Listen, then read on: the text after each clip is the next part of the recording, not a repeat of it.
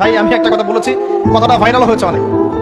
মানুষ মানুষের অবস্থানকেই ভালোবাসে, মানুষ কখনোই মানুষের অন্তঃসত্ত্বাকে ভালোবাসে না। অবস্থান আপনার ভালো, আপনার পিছনে মানুষের অভাব থাকবে না।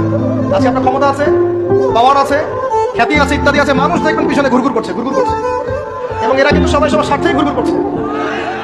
এর বাইরে আল্লাহ পাক কিছু মানুষের মনে আল্লাহর পক্ষ থেকে মহব্বত দেন, এটা আলাদা বিষয়। আপনি মানুষকে সন্তুষ্ট করতে পারবেন না।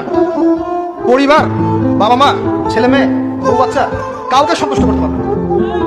100% আপনি কাউকে সন্তুষ্ট করতে পারবেন না। সারা জীবন করে যাবেন, আপনার বিরুদ্ধে অভিযোগ থেকেই যাবে।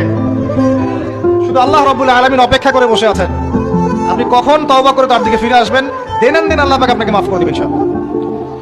আল্লাহ পাক বলেছেন, শুনেন, ইল্লা মান তাবা, যে অনেক গুনাহ করেছে, শিরক করেছে, জিনা করেছে, মদ খেয়েছে, বিদআত করেছে, হারাম খেয়েছে, আল্লাহ পাকের অবাধ্য হয়েছে, নামাজ পড়ে নাই, যাকাত দেয় নাই, ইত্যাদি ইত্যাদি অনেক অন্যায় করেছে।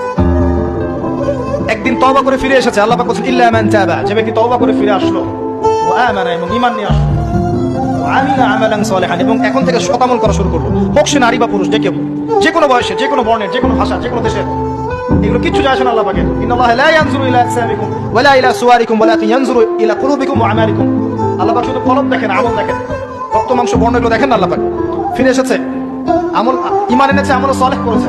আল্লাহ পাক বলেছে, উলাইকা, এরাই তারা, ইউবাদদিলুল্লাহু সাইয়্যাতিহিম হাসানাত।